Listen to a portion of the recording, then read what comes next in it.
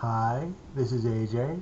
Welcome to episode 108 of Here's What I Watched. In this episode, I want to talk about the Benicio del Toro and Mia Threapleton movie, The Phoenician Scheme, which was written and directed by Wes Anderson.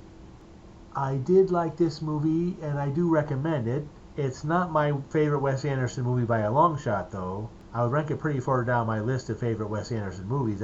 I'd rank it above Asteroid City, which is the only Wes Anderson movie I can't recommend, and I would also rank it above The French Dispatch, which I liked but have a lot of problems with.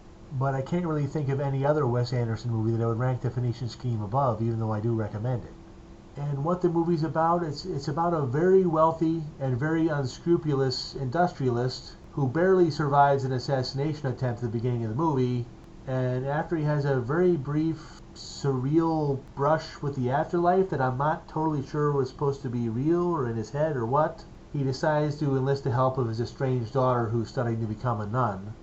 And most of the movie is the two of them trying to carry out his very ambitious and very confusing plan to modernize some fictional Middle Eastern country through a massive infrastructure project involving bridges, dams, railways, all kinds of stuff. All, of course, to be built with slave labor and funded through some very murky international deals.